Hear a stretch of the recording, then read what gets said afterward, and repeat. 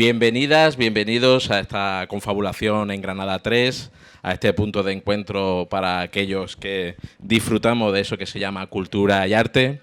Y bueno, hoy iniciamos una programación especial en torno a la literatura y los libros, con motivo del Día del Libro y, por supuesto, también de la celebración del 50 aniversario de la apertura de la librería Europa. Y pues la literatura es un vehículo, es una herramienta, es un artefacto que nos invita a viajar y a viajar de una manera pues a otros mundos, a otros lugares, a otros tiempos. Y qué mejor manera de viajar pues a través de las páginas, de las fotografías, de las vivencias, de la experiencia de escritores y autores. Y con nosotros hoy tenemos a Rafa Martín. Rafa, bienvenido. Hola. Lo primero decirte gracias por la invitación a ti y a Librería Europa. Aparte, felicitarle por esos 50 años de existencia, que es más joven que yo, ¿eh? Yo tengo 52 ya. Pues con Rafa, el motivo de contar hoy contigo es la publicación de este Mundos Paralelos, un libro de viajes, un libro de relatos, de fotografías, que cuenta tus experiencias, pues en tu faceta como montañista, como montañero. Pero antes de nada, pues lo que vamos a hacer es presentarte. Naciste en el año 70, aunque no eres nerjeño, pero eres nerjeño, ¿no? Es decir, naciste en Madrid, pero viniste aquí muy pequeño. Y bueno, desde todos te conocemos por tu faceta como atleta. Fuiste uno de los pilares sobre los que se ha construido el Club Nerja Atletismo, que hoy está compitiendo tanto en Valencia como en Nerja, en el estadio Enrique López Cuenca, dentro del Campeonato Nacional de Clubes, la División de Honor, donde ya, bueno, el Club Nerja Atletismo es uno de los clubes más importantes de nuestro país, y tú fuiste uno de esos pioneros en los años 80, junto a los Salcedo, a Pepe Montilla, ¿no? Sí, bueno, el club llevaba formalizado ya, no sé, llevamos un año más o menos. Y bueno, sí, fue ese grupillo de la generación del 70, que comenta muchas veces Enrique, los que nos iniciamos un poquillo en esta historia. Y sí, nací en Madrid, porque mis padres emigraron a Madrid. No, Alejandro, mi hijo, siempre me dice que no soy andaluz, pero yo soy andaluz de pura cepa, vamos. Y nos vinimos a Nerja a vivir, aunque mis padres son de Frigiliana, y nos vinimos a Nerja a vivir. Y aquí empecé mi carrera deportiva y después la terminé en Madrid. Me fui a Madrid becado con la selección nacional y la terminé allí y me vine con 22, 23 años, dejé el atletismo de élite y me vine. No estaba hecho para el atletismo de élite. Sí, porque tú competías dentro de la disciplina de marcha, ¿no? Una disciplina bastante complicada en el aspecto físico y técnico. ¿Cómo fue el decidir elegir esa disciplina? Bueno, la disciplina de marcha no es que tú empieces a hacer atletismo y digas quiero hacer marcha, a no ser que en aquella época más, porque tampoco se conocía mucho la especialidad. Simplemente pues hace falta uno para el equipo, para marchar, y prueba. Bueno, probé, veía que ganaba y digo, bueno, pues esta es la mía. Y al final terminó gustándome. Aquí en Nerja estábamos pocos, éramos Pepe Montilla, que lo conoceré, Tomás Santaolalla y yo. Éramos los tres marchadores que estábamos. Lo que pasa que el único que fue un poco más cabezón fui yo, con el tema del atletismo. Y se convirtió Nerja también en un lugar de cita donde vinieron los principales atletas de la marcha, ¿no? Sí, Tuvimos sí, aquí a sí. Jopar, a Daniel Plaza. Sí, sí. Sí, Nerja, bueno, Enrique, para que no nos quedáramos sin competir en los marchadores, por aquella época tampoco había pruebas de marcha a nivel andaluz, a nivel nacional, pues decidió crear una prueba aquí. Él siempre hacía un empieza corriendo, que se llamaba, para que todo el mundo corriera, pues empezó a hacer un empieza marchando también. Y poco a poco se decidió crear la prueba de la que se hace en la feria. Y bueno, lleva no sé cuántas ediciones, pero lleva 30 y pico ediciones. Y siempre han pasado por aquí los mejores marchadores a nivel mundial, ¿no? Porque Dani Plaza, cuando quedó campeón olímpico, ese mismo año vino a competir. Que, bueno, es una especialidad que a lo mejor no se da el valor que realmente tiene, pero es como si te viene un campeón olímpico de 1500 a correr aquí a Nerja, ¿no?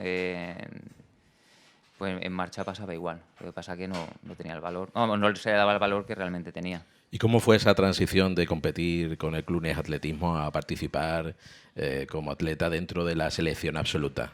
Bueno, yo me fui a Madrid porque en Madrid es donde estaban los mejores marchadores a nivel nacional. Fui jovencito, con 18, 19 años, y me empecé a buscar la vida allí trabajando. Mientras trabajaba, pues entrenaba. Me busqué el mejor entrenador de marcha que había a nivel nacional y me puse a entrenar con él. Entonces, claro, la progresión viene rápida cuando cambia el sistema de entrenamiento y le dedican más tiempo, aunque yo no le podía dedicar todo el tiempo que quería porque también tenía que trabajar para mantenerme en Madrid mientras que estaba entrenando. Pero ese mismo año, que fue en el año 92, con 21 años, pues me metí entre los 8 mejores de España a nivel absoluto, y la federación vio que, bueno, que estaba haciendo un esfuerzo bestial entre trabajar, entrenar y tal, y dijeron, bueno, este tío vamos a quitarlo del mundo del trabajo unos años para ver si tal, si rinde, y ese mismo año pues dejé de trabajar, me dieron la beca y ese mismo año me metí con la selección nacional en un campeonato del mundo de marcha. Con 21 años que bueno, que ahora sería sub-23, y en aquella época fui internacional en categoría absoluta de categoría sub-23, es decir, que todavía no era categoría absoluta, que eso ahora mismo sería un valor añadido, ¿no? Es decir, sería una promesa del atletismo, cuando en aquella época quizá era ya un atleta hecho, ¿no? Con 21 años, porque en aquella época los atletas destacaban muy jóvenes, muy jóvenes. Es decir, García Bragado, que ha sido 8 veces olímpico, entrenaba conmigo y él fue campeón del mundo con 23 años. Entonces, claro, tenías la presión de que con 21 o 22 tenías que estar ya a nivel mundial entre los primeros. Ahora ya no. Ahora con esa edad ya te consideran que eres una promesa de atletismo y tienes que aguantar. Ahí teníamos una presión, vamos, especial, ¿eh?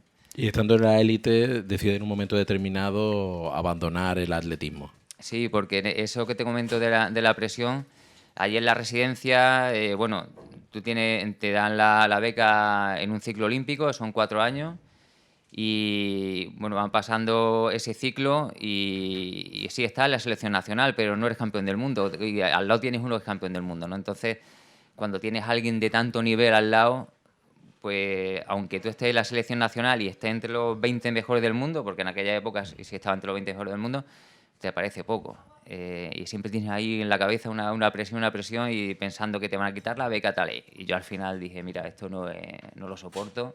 Yo he venido aquí a disfrutar, con el atletismo no estoy disfrutando, así que cojo mis trastos y me voy para Nerja otra vez, renuncio a la beca y una vez que renuncias a la beca, pues ya te hacen la cruz, ¿no? Ya dice, bueno, si has renunciado a la beca, pues ya directamente no contamos contigo para nada. Y dejé el atletismo sin ningún problema, vamos, no me he arrepentido nunca de dejarlo, ¿eh?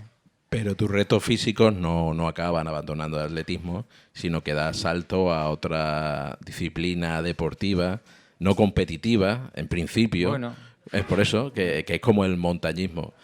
¿Cómo es esa transición entre el atletismo de élite y el montañismo? ¿Y por qué decidiste pues subir cumbres y, no sé si decir, machacarte? bueno, allí yo vivía dentro del INEF, donde está la residencia Blume, y dentro del INEF hay un rocódromo. Y yo me compré unos pies de gato a escondidas, sin que me vieran, porque nosotros no podíamos practicar deporte de riesgo por el tema de la beca. Y bueno, yo de vez en cuando me escapaba y hacía mis pinitos allí en el rocódromo. Y siempre había pensado que, bueno, un día llegó García Bragado con una chaqueta de alpinismo y se la vi y digo, hostia, macho, esa chaqueta, tal. Dice, esto es de alta montaña y tal. Y digo, joder, pues cuando yo dejé el atletismo me gustaría empezar a hacer alguna historia de esta. Y fue dejar el atletismo y bueno, pillé un poco de material de escalada y empecé aquí en Nerja. En Nerja no había nadie que escalara y empecé yo un poco ahí con libritos, un poco de autodidacta y aprendiendo como podía. Y después ya me juntaba con gente de Granada, gente de Jaén. Iba haciendo cosillas poco a poco y esa fue un poco la transición en acabar haciendo alpinismo de gran altitud. Pero bueno, ha sido una transición de años, que esto no llega así, porque son deportes que requieren mucha experiencia, porque al final no es como el atletismo, ¿no? Tú corres una carrera de 100 kilómetros, 50 kilómetros y si te encuentras mal te retiras y te vas a tu casa. Aquí, si te encuentras mal, no te puedes retirar. tienes que seguir. Otro tipo de reto no deportivo, ¿sabes? Que no es, dices tú que no es competitivo. Al final es competitivo. Porque si no es contigo, es con la expedición que hay al lado a lo mejor, que ellos no pueden, tú intentas y al final compites, sí. Sí, hay un denominador común en torno a lo que nos estás comentando, que es el plantearte retos, ¿no? No sé si esa es la principal meta que te establece tanto en su momento como atleta, como ahora pues en el alpinismo, como también la escritura de este mundo paralelo. El tema de la montaña nunca me lo he tomado como reto deportivo, ¿eh? Porque si me lo hubiera tomado como reto deportivo hubiera hecho todo lo posible por empezar a hacer 8000 y hacer ese tipo de historias que hacen todos los que quieren hacerse un currículum deportivo. Pero no me lo he tomado como tal. También en la montaña es un poco de tener un poco de suerte. No solamente estar físicamente bien o haber entrenado mucho. Es tener el día... que las condiciones estén buenas y yo conozco gente que no tiene tanto nivel a nivel alpinístico y han hecho cumbres bestiales porque ha coincidido que todas las condiciones se le han juntado, ¿no? Todas las buenas condiciones. Pero no ha sido nunca lo principal, el reto deportivo. Yo siempre miraba un país que me gustara y si ese país tenía una montaña, pues la hacía. Eso de desperdiciar, como en esta montaña, por ejemplo, esa montaña fue un mes hacerla. Que yo me acuerdo una vez, Paco Gallardo, que todo el mundo lo conocemos aquí que corre, me dice, bueno, ¿y esa montaña que tú has hecho en un mes cuántos kilómetros tiene? Digo, pues serán 14 o 15 kilómetros, no tiene más. Coño, un mes hace 15 kilómetros. Digo, ya, pero es que 15 kilómetros así no son lo mismo que así. Entonces, claro, ahí tienes que ir subiendo, montando campos de altura, bajando, aclimatar y tal, y al final tardas un mes. Entonces, ese tipo de reto, que esa montaña sí era un reto, esa montaña te da currículum a nivel deportivo, pues tienes que estar un mes allí. Y desperdiciar un mes, desperdiciar entre comillas, claro, un mes de tus vacaciones en una montaña sin poder venirte de ver el país, que eso está entre Kazajistán, China y demás, y dice, bueno, pues al final, tío, lo único que he visto es nieve y monte. ¿Hay gente que le merece la pena? Sí, le merece la pena, pero a mí no me merece la pena. Entonces prefería buscar un país que me gustara y si había una montaña, pues la hacía. De tardar una semana y pico, y el resto del viaje a conocer el país. Que es un poco de lo que trata el libro, ¿no? Trata de ahí cualquiera que lea la presentación y dirá, bueno, esto es un libro de montaña, de escalada y tal. No, que va, eso a nivel de montaña y deportivo no tiene nada. Más que nada habla de, pues, eso, de la gente, de las situaciones, más que nada, ¿no? Pero deportivo poco. Como estábamos comentando antes, bueno, aquí podemos ver en la pantalla fotografías que tú has ido realizando, tus compañeros también de viaje, Plasmación. ¿Desde qué años has ido recogiendo fotografías? ¿Desde qué año podemos ver aquí fotografías? Pues eso tendría yo 29 años, 28, pues del 98, 97 más o menos. Ahí hay fotos que eran diapositivas que están pasadas a fotos. Ahí, como ponía en una de las fotos, la era digital, yo no la pillé. La transición, ¿no? Claro, todo el mundo tiene sus fotos en internet y tal. Yo no tengo fotos ni de atleta ni nada, porque claro, cuando yo hacía atletismo no había internet. Y eso ha sido una recopilación de un montón de años que al final, bueno, no de todas, hay un relato de unas pocas, que es lo que te comentaba al principio, ¿no? Que al final surgió esto un poco de no querer olvidar las situaciones extrañas, entre comillas, y bueno, pues lo escribía y ahí se fue recopilando todo y al final decidí de sacar unas pocas. Que hay muchas más, pero vamos, eso unas poquillas. Cuando tú me has preguntado al principio que qué me había parecido el libro, yo lo primero que es una sorpresa muy grata, porque uno se enfrenta a un libro breve, con fotografías, y piensa, bueno, ¿qué me voy a encontrar? Si es una plasmación literal de tu vivencia, de tu experiencia, y a medida que va uno leyendo los textos, los relatos, encuentra uno literatura. encuentra alma, encuentra no solamente esa traslación, como estaba comentando, literal de tu experiencia, ¿no? Sino una mirada, una visión. ¿Cómo surge el escribir mundos paralelos? Porque parece que desde el propio autodidacta, ¿no? Que has ido aprendiendo como igual a escalar montañas. No sé si es más complicado escalar un 7000 que escribir un libro. Es que no tengo ni idea, Ricardo. Yo no he escrito en mi vida, tío. No he escrito en mi vida. Lo único que sé es que cuando me pongo y lo doy a leer, cuando lo mandé a un par de editoriales, pues me mandaron un informe diciéndome que estaba muy bien, y me daban hasta una valoración de venta. Yo no sabía que eso existía también, que decía del 1 al 10 y ponía un 8. Dice, oh, coño, pues un 8 no está mal. Yo en mi vida he sacado un 8 estudiando, vamos, que sí lo he sacado, cuidado, lo he sacado. Y por eso decidí de pasárselo a Pedro Delgado, que es un escritor de viaje, tiene varios libros publicados y es amigo personal también porque ha sido atleta. Se lo pasé para que lo viera al borrador y me dijo, Pedro, coño, está muy bien, está para publicarlo. Entonces él ha sido el que me ha guiado un poco en el mundillo este, que yo no tenía ni idea, porque ya te digo, es que en mi vida me lo he planteado. Eso, como dice la gente, yo he cumplido un sueño, he escrito un libro, no he cumplido ninguno, pues ni me lo había planteado, vamos, porque es que... Entonces, así surgió. No tiene más historia. Y formación como escritor, en mi vida he hecho un curso de escritura, es que no tengo ni idea. Lo que pasa que, bueno, salen así y ya está. ¿Qué quieres que te diga? No tengo Al ni idea. hilo de la escritura y de la literatura, en la presentación que hiciste hace unas semanas en la librería Proteo, dentro del proyecto Tercer Piso, pues estabas acompañado por Pedro Delgado, ¿no? Y Pedro Delgado comentaba que tú habías, antes de ser escritor o plasmar tu propia experiencia, habías sido personaje de un relato. Y mira qué casualidad que tenía el cuento donde apareces tú como personaje, ¿no? Es decir, que el deporte o la montaña sí da lugar a muchas historias, ¿no? En los últimos años hay bastantes películas en torno al alpinismo, al montañismo, al peligro, a la aventura, y aquí, sin embargo, te encuentras como personaje. Sí, bueno, a Pedro y a mí siempre nos han dicho que cuando éramos jóvenes nos parecíamos mucho. Y es verdad, hay algunas fotos que nos parecemos físicamente. Entonces ahí él tenía ese relato escrito de hace mucho tiempo y me lo pasó ya. Illimani se llama el relato. Illimani se llama así.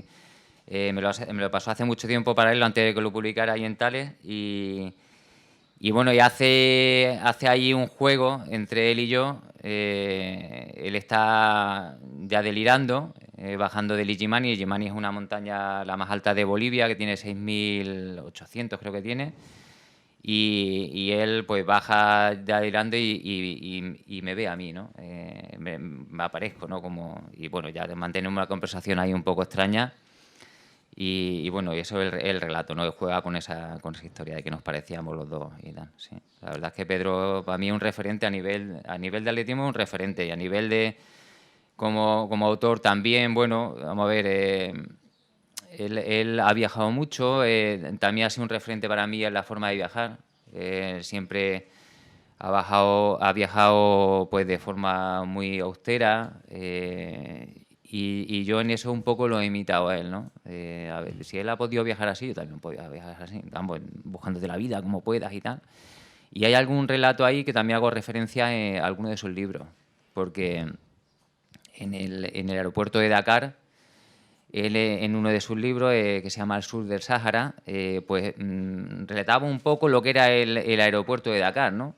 Yo cuando fui allí digo, hostia, pues la ha clavado, porque aquello es, vamos, es una gran nave comercial de esta, pero de destartalada entera, ¿no? Entonces él decía que él no se atrevía a salir por la noche de la instalación del aeropuerto, porque aquello era, vamos... Y digo, coño, pues yo llegué a las 4 de la mañana y digo, joder, coño, me apetece ver lo que él no quería ver. Y no digas spoiler. Bueno, y sales. Pues yo salí. Y tú Yo saliste. salí. Tú saliste. Yo salí. Volviendo, bueno, retomando lo de viajar y cómo viajar y viajar de una manera austera, ¿cómo te planteaste el primer viaje en serio? ¿Cómo fue la preparación de aquel primer viaje? ¿Y cómo ha cambiado desde aquel primer viaje hasta la actualidad? Como preparo nunca ha cambiado porque no lo planifico, nunca lo he planificado. Es decir, he llegado y he visto, bueno, lo que sí hacía era entrar a la página del ministerio, desplegar todos los países que había y si me llamaba la atención alguno, miraba si podía sacar el visado rápido o no. Pero eso a un mes vista, no planifica un viaje a un año vista, como hay mucha gente que lo hace y como creo que se debe hacer. Si quieres ir a un país que es un poco extraño, lo suyo es un año vista, ponerte, mirar, a ver cómo puedo sacar el visado, qué me tengo que llevar, qué no me tengo que llevar. Pero bueno, yo al final dice, si voy a ir con lo justo, que hay que planificar. Coges la mochila, metes 4 camisetas, 2 calzoncillos y te vas. Y lo que te vaya haciendo falta lo vas cogiendo. Después el hecho de mirar un mes antes para ver si podía sacar visado o no en los países que me gustaban. Pero la planificación solamente en viajes que tienes que hacer montaña, porque en la montaña tienes que llevar comida de altura, material, y eso hay que planificarlo con más tiempo. Pero los que no son de montaña, bueno, como el que se va a Torremolinos, ¿qué va a planificar? Te va a Torremolinos y ya está. Pero eso no me dirás que ya es la costumbre o porque ya te ha concienciado, es decir, o eso es por lo que te la plantea con un espíritu aventurero. No, aventurero no. Vamos a ver, yo qué sé, es que viajar a Bilbao es lo mismo que irte, yo qué sé, a Teherán. Es lo mismo, es decir, que te vas y si te hace falta algo te lo compras allí y si te hace falta buscarte un alojamiento te lo buscas allí. Es un buen eslogan para una agencia de viajes, ¿no? Lo mismo y he hablado que a Teherán, ¿no? El problema que tiene Teherán es que tener el visado, pero vamos, que por lo demás, no sé, yo sí que es verdad que a lo mejor la primera noche, pues sí la puedes buscar. Pues de hecho en Amán, cuando llegué a Jordania, tenía la primera noche, pero la tenía en Madaba, que es un pueblo que está pues no sé si a 60, 70 kilómetros de Amán. Porque, claro, llegaba tarde con el avión y digo, hostia, me voy a ver en Amán que es que no voy a saber dónde ir. Es que no va a haber... Y encima un país árabe bueno, que llega una hora que tampoco hay tanta gente por la calle, a no ser que esté en Marruecos, que se pone en la plaza Yemel Fena hasta las tantas, pero allí en Amán, pues a las 9 de la noche ya no hay nadie por la calle. Entonces, esa noche sí la programé en Madaba, para que me llevara un taxi a Madaba y pillé un hostalillo y ya al día siguiente ya no sabía dónde iba o dónde iba a dormir. Sabía dónde iba, pero no sabía dónde iba a dormir. Es un poco eso, ¿verdad? ¿Y te has planteado que tu formación como atleta ha ayudado Sí. a esa, no voy a decir paciencia, ¿no? Porque al final pero a manejar esa incertidumbre, sobre todo en marcha, ¿no? Que en cualquier momento te aparece un árbitro y te toca y te dice, amigo, atento. Vaya. Sí, yo creo que la formación deportiva te ayuda en todo. No solamente en los viajes, te ayuda en todo, creo yo, vamos. Tienes una capacidad de sufrimiento, por así decirlo, ¿no? Que yo creo que es un poco mayor que el de alguien que no ha hecho deporte. Y a la hora de sufrir, porque, no sé, porque llevan no sé cuántas noches sin dormir, porque tiene que estar de un barco a un tren, de un tren a no sé qué, pues a lo mejor eso sí te ayuda, ¿no? Y después a nivel de coco, pues sí, coño, las pruebas de fondo te hacen duro de coco, te hacen bastante duro. Pero bueno. Porque aquí manejas que uno de la experiencia más común es la de esperar, ¿no? Viajar Sí, es bueno, esperar, ¿no? En muchas ocasiones. Esperar y no saber cuándo va a llegar. Eso es... yo considero que es bueno, que no es malo.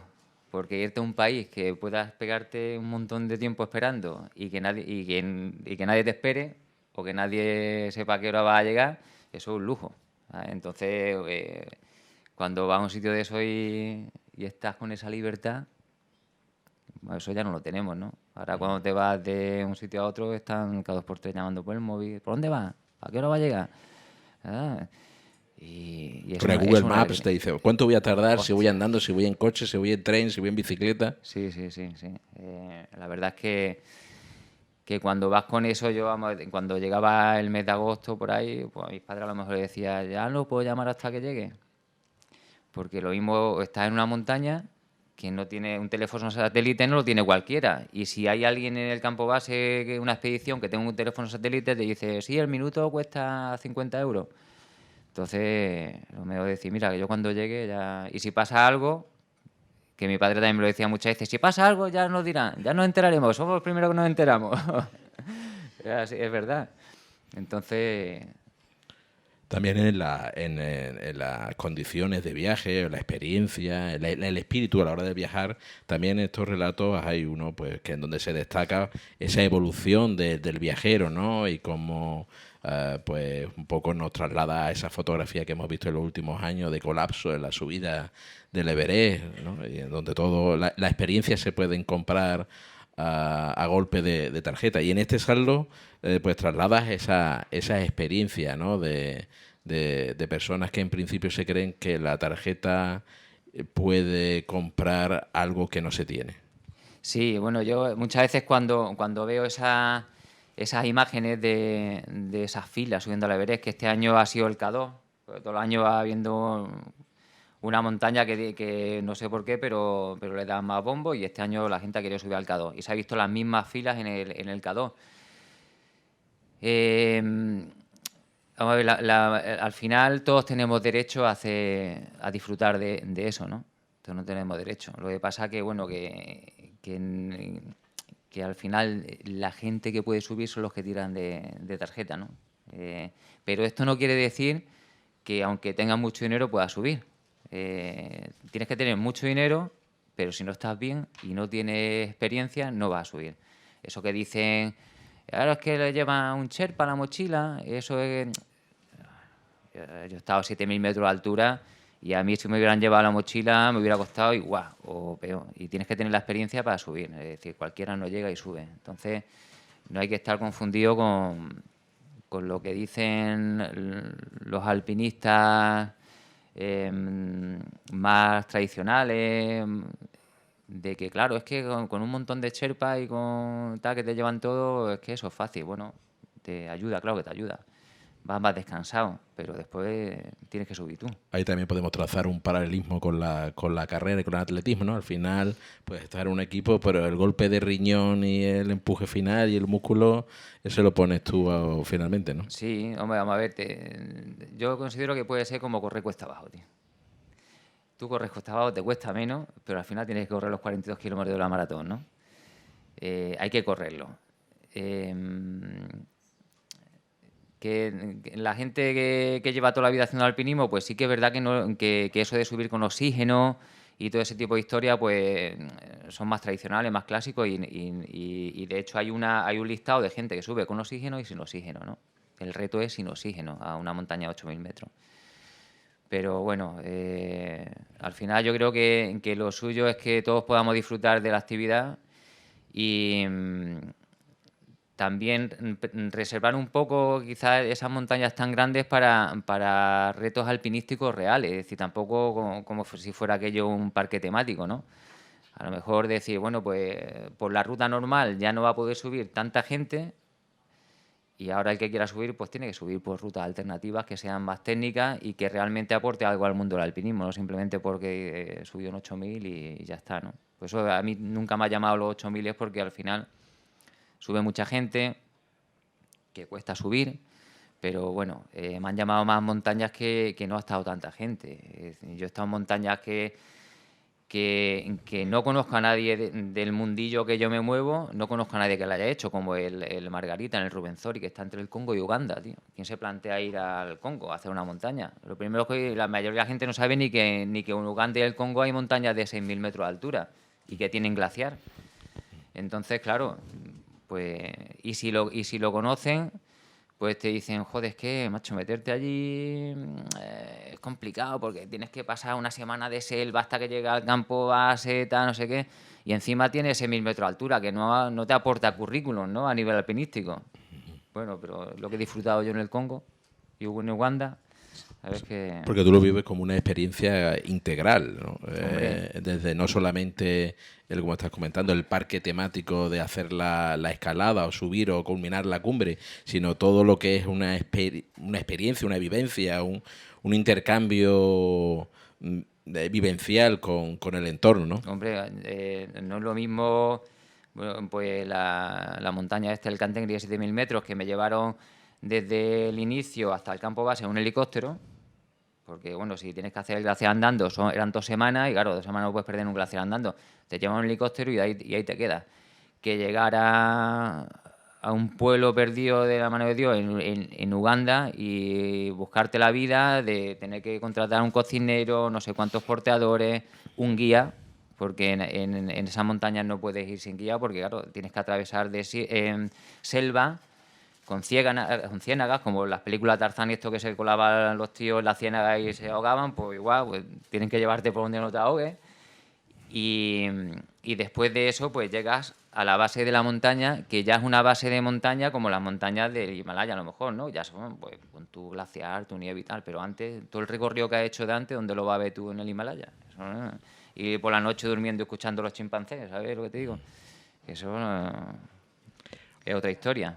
Una cosa que también destaca esta colección de relatos es la ausencia de una épica impostada, ¿no? Es decir, en la actualidad es donde corremos 3 metros marcha atrás, ¿no? Y lo colgamos en selfie y decimos que vaya hazaña que hemos alcanzado. Y sin embargo aquí tú planteas experiencias desde la sencillez, ¿no? Eso es una cosa que a mí me ha llegado en el sentido de que me parece un valor positivo en tu escritura.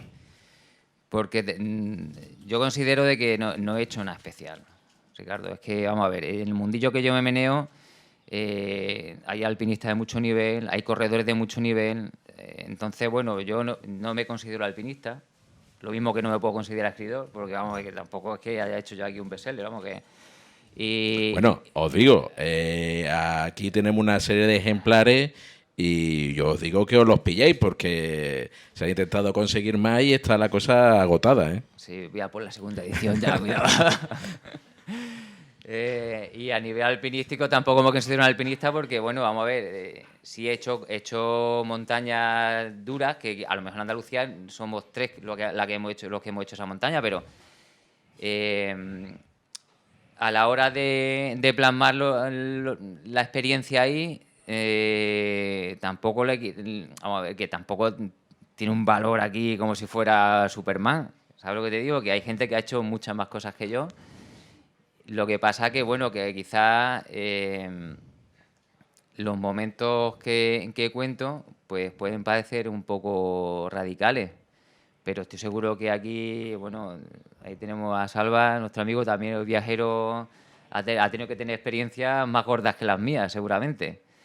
Pero aquí ninguno se queda hasta a punto de quedarse dormido, congelado, en medio de una cumbre y de Bueno, pero seguro pronto... que se ha quedado dormido ahí en el tren transiberiano y lo llevan a Mongolia en vez de irse para otro lado. Pero sí, bueno, vamos a ver, son experiencias que... Pero lo que te digo que a lo mejor parece que no le doy importancia porque en el mundo que yo me muevo hay gente que ha hecho cosas muy brutas. Entonces, claro, digo, hombre, si este tío ha hecho cosas bestiales, ¿qué voy a contar yo? Eh, Aunque a la gente que no está acostumbrada a hacer este tipo de actividades le puede parecer algo radical, bueno, sí, en el momento que yo lo estaba haciendo no me parecía tan radical. Después cuando ya pasan los años, tienes niños, estás casado, tal, cuando dices, pues no veas tú, el fregado que me he metido yo. Pero en aquel momento tampoco pensaba yo que podía pasar nada, ¿no? Bueno, aquí es que cuentas con bastante naturalidad, pues bueno, el hecho de la incertidumbre. Es decir, es algo que también me llama la atención, que en todo momento, en muchos de los relatos, está la amenaza y el peligro. En un momento determinado, pues 5 o 10 minutos antes, por un sendero por la cordillera andina, pues se ha despeñado un coche y vosotros ibais 5 minutos antes. En un momento determinado otro compañero sufre pues un accidente y se salva en el último minuto una cordillera. Cuentas también cómo los accidentes se suceden, ¿no? Es decir, que está lo que estamos comentando. Sales del aeropuerto del hangar del aeropuerto de Dakar y está la amenaza. Eso lo comentas sin grandes aspavientos, con una naturalidad que uno vive de esa situación y escribe un tocho así de gordo. Sí, lo que pasa que, bueno, que yo creo que todos podemos escribir algo de eso, ¿eh? Lo mismo vas por la calle andando y cruzas la carretera y al otro le pilla el coche y ya, pues, hostia, macho, si llego a ser yo no vea tal. Me han pasado muchas situaciones de estas que he estado delante o he estado detrás. De hecho, yo me acuerdo que fui con Reed, no sé si lo conocéis, de Sí, aquí Reed de Patterson. Nerja. Reed Patterson, fui una vez hace muchos años, tío, hace, joder, no sé. Nos fuimos a Marruecos a hacer una travesía de montaña y él tenía ganas de ir y digo, "Ah, pues vamos a hacerla y tal". Y nos fuimos en Semana Santa, tío. Y era en la época donde estaba el tema yihadista a tope. Sería pues hace 14 años por ahí, 13, 14 años, o quizá un poco menos. Y me acuerdo yo que le dije, digo, joder, macho, estamos yendo a Marruecos, tío, en Semana Santa, tal y como está la cosa. Digo, no veas, tenemos todas las papeletas, tío. No, no nosotros, sino la situación, ¿no?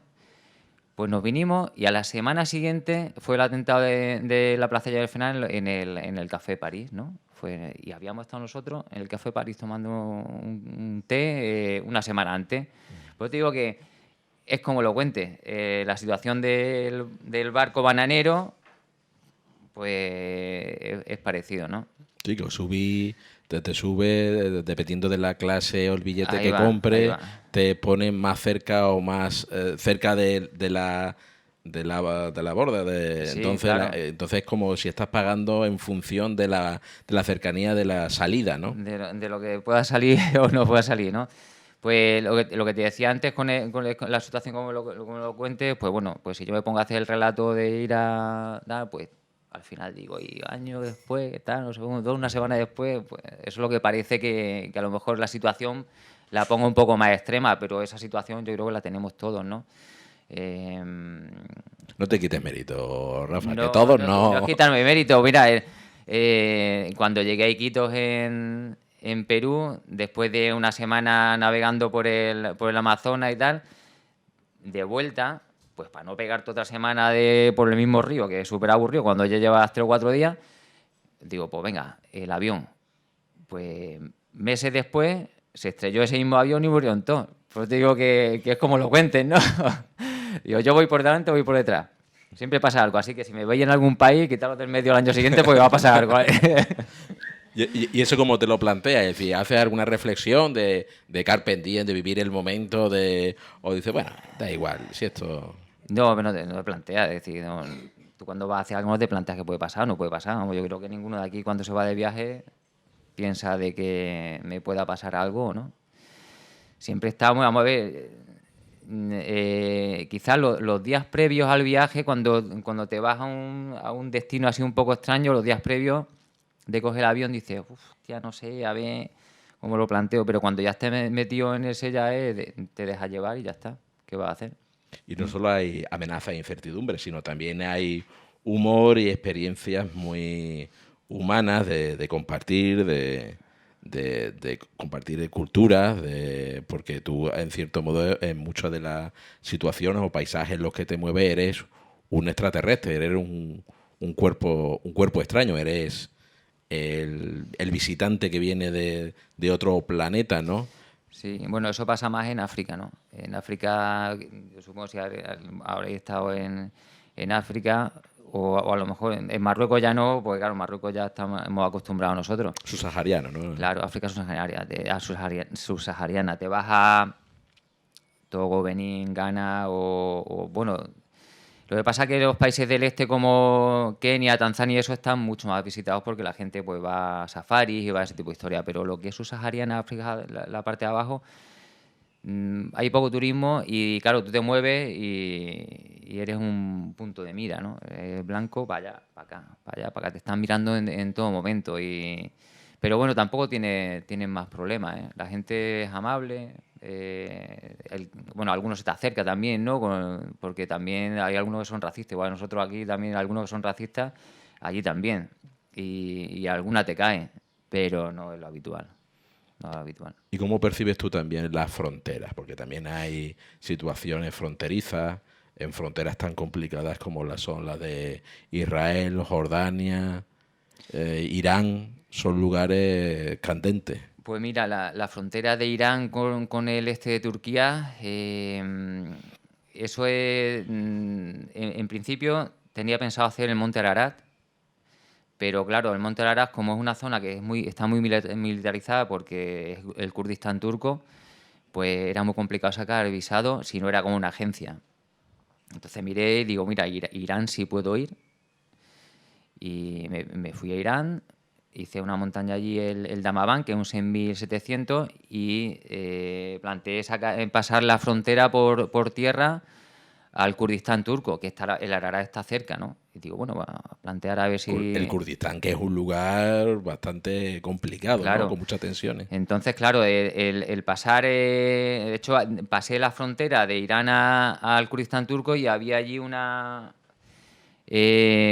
televisión japonesa, una sondera, que me entrevistó, como diciendo, ¿vienes de Irán? Digo, sí. Y empezó allí a contarme que es Irán, tal, no sé qué. Pues claro, también hay que tener en cuenta que Irán es un país bueno, que está metido ahí entre el triángulo del diablo, ¿no? Que le llama, Irán, Afganistán, Pakistán, eso para Occidente es el diablo puro, El eje del mal. ahí va. Entonces, claro, todo el que viene a Irán, ¿dónde te has metido? Pues Irán es el país más amable que te puede echar la cara. Vamos, no tiene nada que ver como nos lo ponen los medios de comunicación. Bueno, vamos a ver, que no es un ejemplo de derecho humano, ¿eh? Eso sí que es verdad. Tampoco lo vamos a... Pero yo el tiempo que estuve allí no tuve ningún problema. Y me encontraba súper seguro. Y claro, cuando pasas al Kurdistán turco, sí que es verdad que en Irán va siempre con la... de no querer llamar mucha atención, porque bueno, sí es verdad que es lo que es, ¿no? Pero cuando pasas al Kurdistán turco ya piensas que eres libre, ya puedes hacer lo que quieras, y yo pasé más miedo en Turquía que en Irán. En Turquía ya empieza a ser un país pues más occidentalizado, más tal, ya empieza los robos, ya empieza el peligro que, bueno, que se puede tener en un país como estos, ¿no? Pero aparte en el Kurdistán turco pues está el PKK, que es una organización terrorista. Y bueno, allí hay que tener cuidado con esa historia, porque un extranjero allí pues tiene su peligro. De hecho, en el campo base del Ararat, cuando ya subí, a la semana siguiente secuestraron a una expedición alemana que estaba allí en el campo base, lo secuestraron, y a las 2 o 3 semanas los liberaron. Pues os digo que después de mí es cuando pasan las cosas. Tú avisas. Yo pues digo que... Tú pones un anuncio. Así que tengo que poner eso, es decir, no viajéis después de mí, siempre delante. También comenta los choques culturales o esas expectativas que uno plantea cuando va a viajar a un lugar y se encuentra algo distinto, ¿no? Se puede ver tanto en el libro como en las fotografías que estamos viendo. Pues vemos una fotografía, hemos visto hotel, y hotel es una barraca, ¿no? Con 4 tablones. O vemos Amazonas en la era digital, ¿no? La percepción, o comentabas también, ¿no?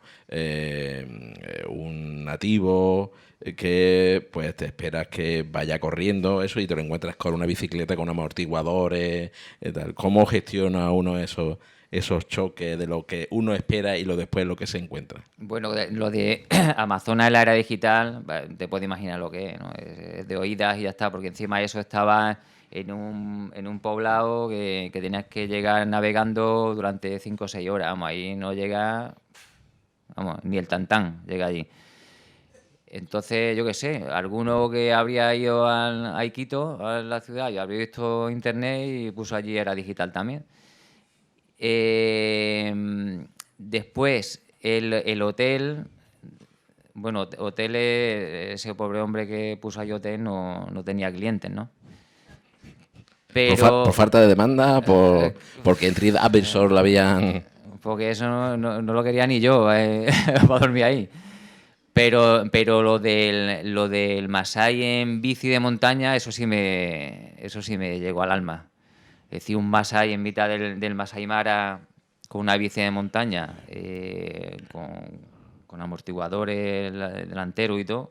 Digo, hostia, macho, eso sí que me llegó a mí al alma. Digo, ¿dónde habrá sacado este tío esto, macho? Porque a mí me había costado un montón llegar hasta allí. A mí me llegado un montón de llegar. Y por eso le dije, párate un momento, párate un momento. Y le hice la foto y la manta roja que lleva ya se las cambié por una chancla. Y la tengo en mi casa, que me la marcó mi mujer, me lo puso en un marco y la tengo allí. Porque ese es otro, como el tema de la comunicación. Es decir, ha estado en África subsahariana, bueno, en Sudamérica se entiende, pero bueno, habrá muchos sitios que, Sí, que el bueno. español... Bueno, en la zona de Kenia, Tanzania y demás, se habla inglés. Y el inglés que yo hablo, el indio, el inglés indio. Entonces, yo recuerdo haber llevado a algunos al Kilimanjaro, a algunos amigos míos, uno que era, bueno, se relata ahí, ¿no? Uno era corresponsal de la agencia EFE, que había estado en países de conflictos, ¿no? Otro es un empresario que había estudiado en Estados Unidos. Es decir, que hablaban inglés perfectamente, macho. Pero me preguntaban a mí qué ha dicho este. ¿Sabes lo que te digo? Pues digo que al final siempre te entiendes con... Si hablas mal, te entiendes mejor que si hablas bien. Si hay vocación por entenderse, ¿no? Claro, y en esos países en inglés te defiende. Después, en los países como... Bueno, en Irán había mucha gente que hablaba inglés, pero otra gente que no hablaba nada, ¿no? Entonces eso es... ya está, comer. Ya está, es lo que hace. Eso es... Bueno, hay países que no... Esto es comer y hay que tener cuidado también. Pues digo que muchas veces lo que nosotros creemos que es algo no lo es. Hay que mirar primero a ver qué es y no es. También lo que comentabas en cuanto a tu interés por la cultura, por el espacio, por compartir. Hemos visto en alguna de las fotografías también que aprovechas el tiempo para leer. Estabas, creo, leyendo en una de las fotografías El clan del oso cavernario. Entonces, ¿qué referentes literarios, o si tú cuando en esos momentos de pausa, de esperar, de echarle paciencia, tú en ese momento empiezas a fabular sobre tu propia vivencia y eso te ha servido para posteriormente escribir este Mundos Paralelos, o tú ya tenías unos referentes literarios que también comentas aquí, porque en algunos de los relatos, pues por ejemplo, en el inicial, pues tiene reminiscencias al realismo mágico, en cierto modo, de Gabriel García Márquez, ¿no? Un nacimiento que va a ocurrir y bueno, también cuando te trasladas a la África subsahariana piensas un poco en Conrad, ¿no? En El corazón de las tinieblas, en esos libros de relatos de viaje al Nilo, también, pues incluso a mí, en estas cumbres nevadas, cuando se pierde o te encuentras a alguien en una neblina y es El Salvador, me recordaba incluso a Tintín en el Tíbet, ¿no? Si tú has tenido todas esas referencias, te has ido empapando esas referencias, o no eres consciente, o para ti a la hora, porque también me has comentado que a raíz de tus viajes, pues has estado estudiando historia del arte. Sí, bueno, el referente no, quizás te pones a leer algún libro y te llama la atención dónde han estado y quieres un poco conocerlo, ¿no? Pues Javier Reverte, por ejemplo, en sus libros de viajes por África, pues sí ha sido un referente a la hora de querer conocer, ¿no? Gabriel García Márquez con Litumar los Andes, ¿no? Que también es un poco... De Vargas Llosa. Vargas Llosa, perdona. Que es un poco el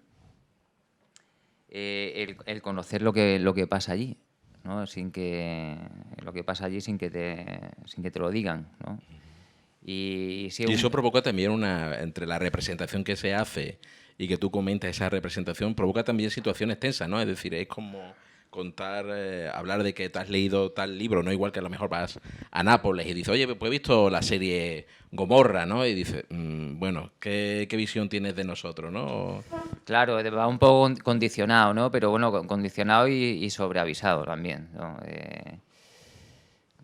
Porque, bueno, vamos a ver, en Perú quizás ha sido de los países que más miedo he pasado.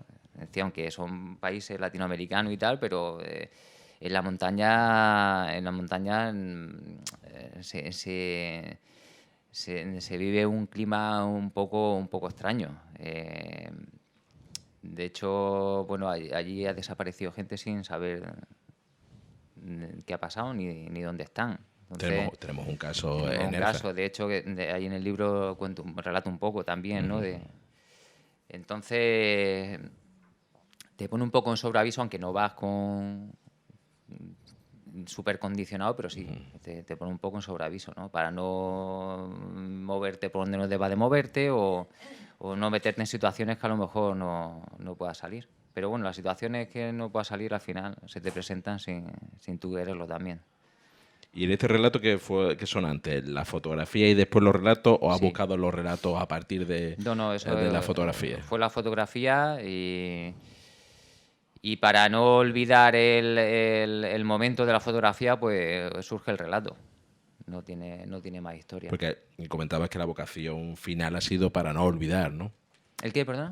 La vocación final de este libro es para no olvidar Sí, sí, tu... sí. Es para tener plasmado ahí ese recuerdo que al final, bueno, se te van pasando detalles que no quieres olvidarlos, ¿no? Entonces me puse a escribirlo y ahí ha quedado, ha ido quedando hasta que ha salido esto, ¿eh?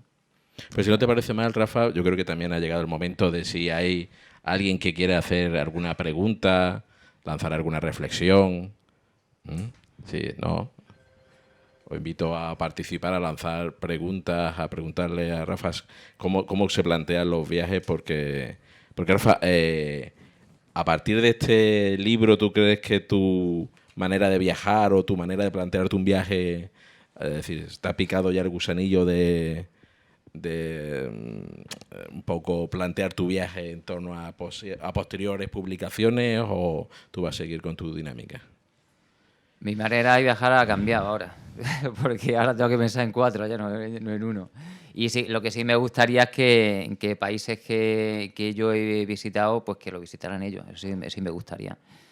Eh, Porque al final esto llena mucho y la experiencia de estos viajes no te lo va a dar ni un libro, ni la escuela, ni el instituto. Esto es una vivencia que a mí me gustaría que ellos sí se llevaran.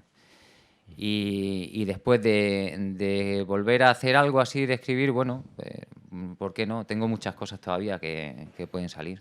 Porque también te comentaba que muchos relatos están contados en su justa medida porque son reflexiones, historias que se cierran un poco en sí mismas, pero sí hay otras que podrían perfectamente ser el germen para historias más largas. Sí, sí, eso es. em, siempre está ahí, que yo creo que a la larga puede ser que surja algo. Siempre me pongo a mirarlo y digo, bueno, esto se ha quedado ahí, pero tiene continuidad y a lo mejor, ¿por qué no? Tienes otro reto por delante. Sí, pero bueno, esto es como me planteé de dejarlo crecer y si algún día me da y se puede publicar, pues bueno, ¿por qué no? También hacerlo. ¿Te queréis hacer alguna pregunta? Hay un micrófono aquí. ¿Eso lo consideras no lo hace Sí, sí, sí, falta? sí hace falta, sí hace falta, sí hace falta. Sí hace falta, que para eso lo compramos. No, yo le preguntaba si eso lo considerabas como un diario de viajes o simplemente sobre apuntes que tú has tomado, luego te vino ahí una historia creativa de novelar, ¿no? Que claro, no lo hemos leído todavía, no sé cómo estará, ¿no? Pero si era un poco eso, un diario de viajes o cómo. No, el libro no es un diario ni es una guía tampoco de viajes. Tampoco pretendo que parezca una guía donde la gente diga, joder, pues me gustaría ir, porque tampoco me atrevería yo a decirle, bueno, vete. Sí solía llevar alguna libretilla donde iba apuntando cosillas así más para que no se olvidaran y tal. Y después ya cuando me puse a hacer los relatos, pues cogía la libretilla y, bueno, detalles que no me acordaba, pues estaban ahí, ¿no? Pero no en todos los viajes, y ahora me arrepiento, no en todos los viajes he cogido apuntes. Debería de haberlo hecho. ¿Y en algún momento has tenido la tentación de fabular? ¿O todo lo que cuentas sucedió? Todo lo que cuento es real. Pero también me he planteado por qué no lo he hecho. Porque podría ser más divertido inventarme cosas. La verdad ¿Tú que... alguien te hubiera dicho, mira, eso que estás contando no ocurrió así Bueno, tal? Pero bueno. no pasa nada, ¿no? Se puede Fue, hacer fue un también, esquema ¿no? que... Yo es que una pregunta que lanzo a alguien que escriba de verdad, ¿se puede hacer eso de mezclar las cosas o no?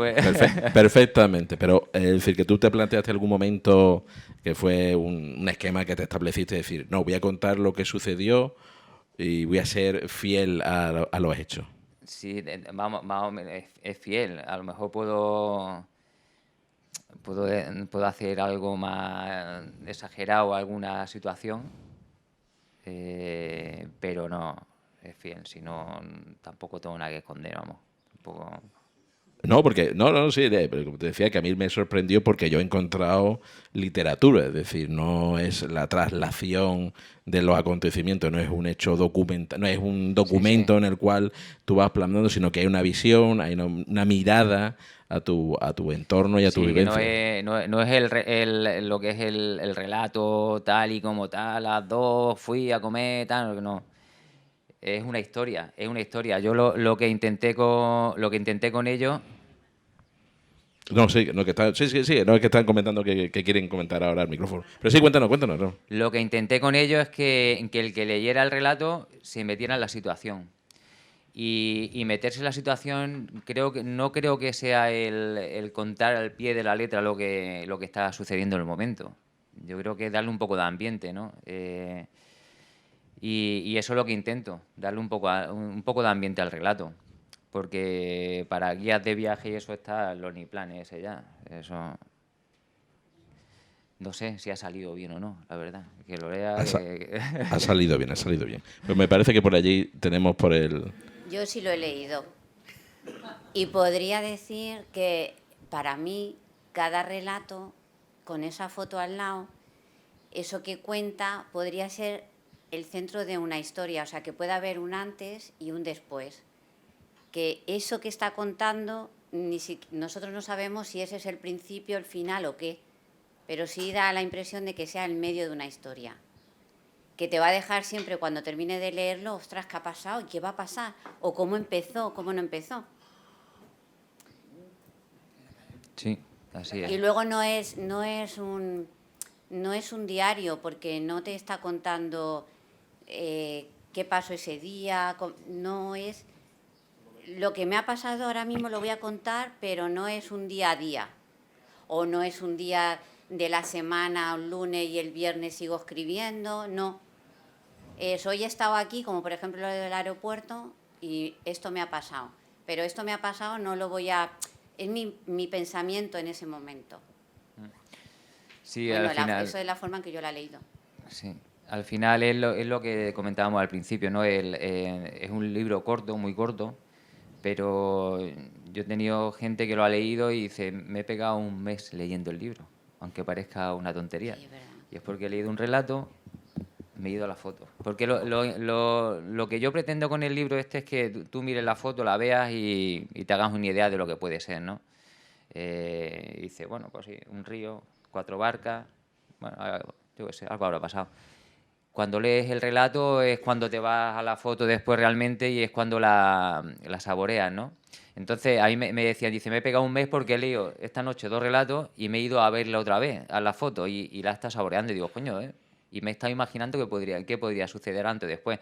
Bueno, pues un poco eso es lo que yo pretendía, ¿no? De que la gente viese la foto, se imaginara lo que podía ver y después leyera el relato y viera la situación real. Es lo que busco un poco. En la editorial me decían que libros con este formato creen que no hay. Hay o libros de fotografía de viaje donde te cuentan dónde está la fotografía, el sitio de la fotografía, lo que es pero no de fotografía y un relato corto, ¿no? Y una historia. Y bueno, pues ahí está. No sé, ya te digo, no sé si está bien o está mal. La gente que ha leído le ha gustado y ahí ha quedado. Sí, tanto la fotografía como el relato se enriquecen, dialogan entre ellas y crecen, ¿no? En primer momento hay fotografías que, bueno, que por sí solas pueden contarte una historia, pero adquieren otra dimensión al leer el relato. Claro. Y lo mismo ocurre... Salía antes la foto de un autobús ahí, salía una foto de un autobús, que tú ves la foto y dices, pues bueno, un autobús con letras árabes detrás, este tiene que estar, pues eso, en Jordania, Irán, no sé qué. Detrás de esa foto hay mucha historia. Detrás de esa foto hay mucha historia. Entonces, cuando has leído el relato, te vas otra vez al autobús y dices, coño, bueno, tú. O la foto inicial, esta en donde estás Claro. en un río en el Amazonas y te encuentras y cuentas la historia de una parturienta, ¿no? Es decir, tanto una como otra por separado pueden tener un significado, pero cuando se juntan adquieren una dimensión. Eso es un poco la intención del libro. Si la gente lo ha captado así, pues yo creo que lo disfrutará. Si la gente no lo ha captado así, pues dirá, joder, vaya libro más cortito. Esto se lee en 40 minutos y vaya, pues las fotos tampoco están tan bien. Pues tampoco son fotos espectaculares, vamos, son fotos buenas. Sí que es verdad que algunas fotos están muy bien. Pero tampoco es que sea la foto aquí. A mí hay fotógrafos que me preguntaban, bueno, eso cuando hice con la exposición con Baldo ahí en el Centro Cultural, la gente me preguntaba, ¿hay alguna foto de ahí? Hostia, ¿esta con qué objetivo la has hecho? No sé qué. Digo, hostia, tío, si viera la cámara que le he hecho, que era una cámara que se encontró mi padre, que estaba rota el objetivo y tal, pero claro, es que las fotos tomadas en alta montaña o en la selva o en el desierto, la cámara no tiene que ser muy buena, porque las luces que tiene y los sitios que son, es que te saca una fotografía ya que da miedo. Entonces, aunque no parezca muy buena, a nivel técnico son la leche, me han dicho los fotógrafos, ¿eh? Pues no sé si tenéis alguna intervención más o algo que queráis. Aquí, Mercedes.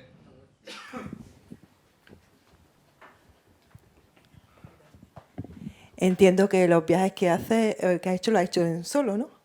Bueno, había veces que iba en grupo por las montañas, que hay expediciones que te salen más baratas cuando las haces en grupo, y algunos solo. Y otro, gente que te vas encontrando por el camino. Claro, eso te quería preguntar, que si hay más personas que te encuentras por el camino que están viajando igual que tú. Sí. Y quería preguntarte, ¿y mujeres que hacen este mismo tipo de viaje? Sola, si te digo la verdad, me he encontrado a extranjeras casi siempre. Españolas muy pocas, o ninguna. Pero bueno, te puedo decir que en Jordania e Israel me encontré un chaval, un español, que tendría 19 años, él solito, viajando, y yo le decía, tío, pero no ves, le echas tu valor. En aquella época tenía yo 38, 39 años. Y le echas tu valor y dices, mi padre me deja. No voy a, bueno, Claro, un chico, ¿no? Un chico, sí. Y mi pregunta es, si este viaje o estas aventuras que tú has corrido y demás, lo hace una mujer, ¿tú piensas que...? Pues hay países que las mujeres lo tienen mejor que los hombres. ¿Como viajera? Sí. Porque le echan una mano algunas veces. Bueno, también es verdad que lo tienen complicado porque bueno, una mujer tiene que echarle un valor que es algo exagerado. Si un tío tiene que echarle valor para irse solo a un país raro, una mujer ya, vamos, eso lo tiene súper complicado. Pero sí que es verdad que hay países que a ti como hombre, ni agua, búscate la vida. Hay muchos hombres que viajan solos, eres uno más. Pero las chicas que viajan solas y que le echan el valor de viajar sola, hay veces que le echan una mano a la hora de cualquier historia que tengan, ¿eh? Pero que no es lo habitual, vamos. Ya te digo, yo he encontrado más que nada pues japonesas, cosas de estas, así, mujeres que llevan ya mucho, vamos, cosas de estas, no cosas mujeres no, sino cosas de estas japonesas o No me líes que no veas tú, me venía una que no veas. En países que ya llevan una tradición de viaje. Es que en España no tenemos tradición de viajar. En España la tradición ha empezado hace poco, ¿no? Vamos, yo no creo que llevemos muchos años saliendo fuera, ¿no? De todas formas, depende del país. Yo creo que hay mujeres que en esa zona de Teherán, Irán... Sí, bueno. En esa zona, claro, es que depende de viaje. Es que en esa zona, yo que también soy muy visionaria de la mujer y de ver cómo evoluciona y cómo trabaja y cómo se busca la vida, en esos países no creo que le echen mucha mano. No, hombre, los países árabes... Y sean Bueno, le demasiado echan con mano ellas. al velo para que se lo ponga, Claro, eso es lo que hacen. entonces, Sí, Bueno, ella, Mercedes, ella es precursora de literatura deportiva porque escribió el libro... sí, correr embarazada, ya mi Corre- mujer, vamos. O sea, y ella hizo un estudio del embarazo, del deporte en el embarazo, vamos, que de los primeros libros que se hicieron de ese tipo de historias, sí. Y bueno, sí que es verdad que en los países árabes es más complicado, pero bueno, en otros países, no sé, es que es complicada la pregunta, te lo digo, porque hay que echarle mucho valor, para ser una mujer. Sería un poco esto de esto, por ejemplo, lo decías que en Perú que hayas pasado mucho. Sí. Lo que me planteaba es que si una mujer se enfrenta a los mismos miedos, ¿no? Más. Yo, a mí si me dice una mujer sola, mira que me voy a ir a Perú, a la montaña, yo sola, tal, digo, piénsatelo, sí, piénsatelo. ¿Que puede hacerlo? Claro que puede hacerlo. Sí. Pues yo no sé si hacerte esta pregunta final, si tú entiendes que miramos la televisión, vemos la prensa, miramos Facebook, miramos las redes sociales, la información y pensamos que el mundo es un territorio hostil. ¿Tú cuando viajes tienes esa percepción? No, la verdad es que no. Hombre, lo que voy a hacer es meterme ahora mismo en Afganistán. O no sé, pero no. Bueno, tampoco, bueno, en Afganistán si te metes en algún sitio donde no esté la cosa muy chunga, pero no considero que no se pueda ir a ningún sitio. Tomando unas mínimas precauciones si ves que están ahí a palo, no te metas. De sentido común, ¿no? Claro. Bueno, son todas las guías, te lo dicen, ¿no?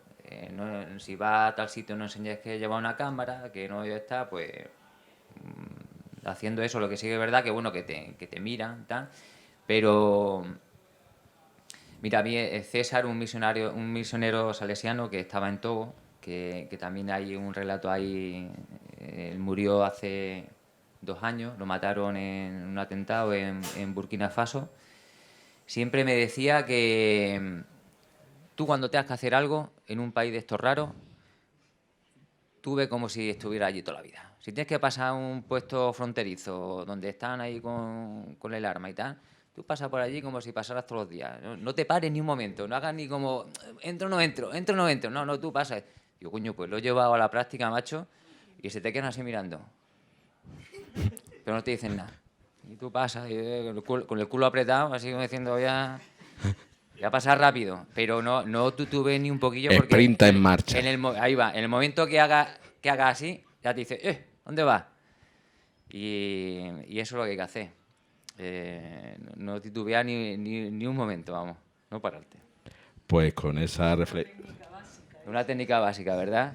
Vamos, que no era yo el único que la conocía, ¿no? Pero, bueno. En la vida eso es una técnica. Ahí sí, es verdad, sí. Aquí también se hace. Cuando vas a pedir algo a una institución también hace lo mismo, como si... También, ¿verdad?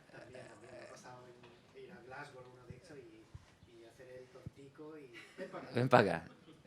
No tienes ni que parar. Sí. Alemania, y en Alemania también me pasó lo mismo, por hacer también, que sí, que no, ven para acá. Ya ves. Pues Algunos tenemos caras de, No, pues de pardillos para que te paren. Pues tú imagínate si todos son negros y tú eres blanco. A ver, Exactamente. Entonces ya sí que no puedes ni mirar. Sí. Y los perros también te lo huelen. Ahí va.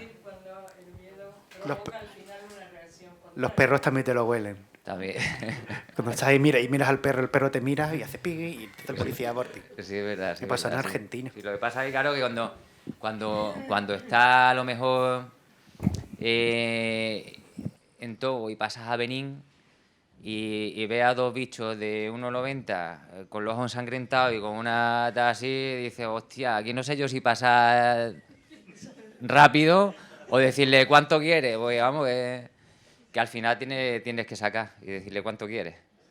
Porque esas situaciones son un poco extrañas. Pero bueno, también eso. El papeleo... No, yo miedo no he tenido. He tenido decir, me lo darán, no me lo darán. Pues yo recuerdo en Uganda que quise pasar a Ruanda y no me dejaban. En un paso fronterizo no me dejaban. Entonces me fui a otro paso fronterizo y tampoco me dejaban. Y me fui a otro más y me dijeron ya, como vuelvas a intentarlo, ya te vamos a quitar el pasaporte y ya sí que no va ni entrar a Ruanda ni salir de Uganda. Entonces ya dije, bueno, pues que no me van a dejar. Pero no el miedo de lo que... Bueno, y después en Irán, el paso de Irán a Turquía, en el Kurdistán turco, lo que sí tuve es descanso. Al salir de Irán y que ya me habían sellado el pasaporte, tuve descanso de decir, uff, me han dejado salir. Y ahí va. Sí. Sí, es verdad, sí. Sí, es verdad, sí. Siempre estás con la incertidumbre. También recuerdo que viene ahí un poco relatado en la frontera de Jordania, por el puente Hussein, a pasar a Israel. Ahí también fue un poco, porque yo llevo en el visado, en el pasaporte llevaba un visado de Irán. Entonces, claro, un israelí ve un visado de Irán y, hostia, y con esta cara, y dice, ¿dónde lo tiene? ¿Dónde lo tiene? Y ahí me tuvieron retenido un montón de tiempo preguntando de qué hacía yo ahí. Que por qué había estado en Irán, por qué tal. Después ya, bueno, es que es verdad que en la frontera israelí son jóvenes, son muy jóvenes. Pues bueno, allí la mayoría son militares, jóvenes, y también ponen casi siempre a chicas, ¿no? Vestidas de militar. Que eso para los palestinos, pues es una forma también de decirle, bueno, tú eres un mierda, vamos, así de claro. Es una provocación, ¿no? Entonces, claro, ver una chica israelí vestida de militar, pues impone mucho. Y allí me tuvieron una hora metido en una habitación preguntándome qué había hecho en Irán, que por qué venía yo a Israel, que por qué tal. Al final eran jóvenes, ya te digo, al final nos terminamos riendo, ¿no? Porque ya vieron que era español, que no sé qué, y bueno. Pero sí que es verdad, Juani, que al final los pasos fronterizos son complicados. Sí, son muy desconfiados. Sí, son muy desconfiados, tío, y eso es... Claro, ellos porque se creen por encima, pero cuando vas a África no es que se crean por encima, es que tienen que demostrar que están... que tú tienes... Pues te ven como si llevaras mucha pasta, pero que sepas que aquí el que manda soy yo. Sí, bueno, diferencia... La frontera africana no tiene nada que ver con la frontera ni europea ni asiática. Pues la frontera africana, si tienes que soltar algo, lo sueltas y entras. En las otras es la burocracia, el papeleo. Ahí sí que tienes que el visado. Ahí te lo van a hacer también el visado, pero bueno, sabes que vas a soltar algo también. Pues aquí tenemos una nueva generación de viajeros que me parece que te quiere comentar algo. Oh, el Leo. ¿Sí? ¿Dónde lo va a llevar de vacaciones? Y también que la chica puede hacer todo. Hombre, claro que las chicas pueden hacer todo. Nunca lo he dudado. Pero ha quedado clara la pregunta. ¿Dónde vamos a ir? Vamos a ir a un crucero con pulserita todo incluido. Eso. Pues, Rafa, ya ante esa pregunta, ya pues agradecerte tu participación en esta confabulación. Ha sido un placer viajar contigo por estos mundos paralelos donde es cierto que el sentido común debe ser el pasaporte y también pues el disfrute que ha sido pues este viaje por bueno, esa facilidad de que nos has plasmado esa experiencia. Así que muchísimas gracias por el libro y por tu participación y por haber compartido con nosotros tu experiencia. Pues nada, muchas gracias a ti, Ricardo, por acordarte de mí y bueno, y echar un rato aquí en mi pueblo, que aunque Alejandro, mi hijo, diga que no es mi pueblo, porque nací en Madrid, pero es mi pueblo. Y gracias también a Librería Europa por darme la oportunidad, que vamos, que no me hacía tanta ilusión como hacerlo aquí en Nerja, tío, de verdad. Pues nosotros encantados de tenerte aquí pues compartiendo tu experiencia. Y bueno, también comentaros que el próximo día 22 vamos a celebrar nuestro segundo guateque literario. Tendremos la música de Gassman, conversaremos con Federico Bombarelli a propósito de esos 50 años de la Librería Europa. Tendremos confabuladores que nos leerán fragmentos de sus libros favoritos. Tendremos micrófonos abiertos para que si hay espontáneos, yo como diría que el maletillas que también quieran leer textos, pues también se apunten a leerlo. Tendremos nuestro sorteo de libro Gentileza de la editorial Impedimenta. Eso el día 22, sábado, a las 7 de la tarde. Y el viernes 28 contaremos con la presencia del guionista y escritor Fernando Navarro, guionista de películas que han sido top, tanto en filming como en plataformas, Netflix, y también pues en el cine hemos podido ver sus películas, y que también pues es autor de un libro de relatos que mezcla el western con el mundo lorquiano y que ha sido pues valorado como uno de los mejores libros de relatos del 2022, y además se suma a esa fiesta pues cerrando ya también el día 28 al editor Enrique Redel, editor de la editorial Impedimenta, una de las editoriales más pujantes de España. Así que bueno, tenemos una programación muy variada para que podáis disfrutar, para que podamos contar con vosotros, para poder compartir el amor por la aventura, que es sobre todo la lectura. La lectura es una aventura. Y muchísimas gracias. Agradecer a Paco Rico. Perdona, quiero agradecer a todo el mundo que se ha acercado. Eso también, agradecer. Pues agradecelo tú. Muchas gracias por venir a echar el ratillo aquí con nosotros, que hombre, eso os agradece muchísimo.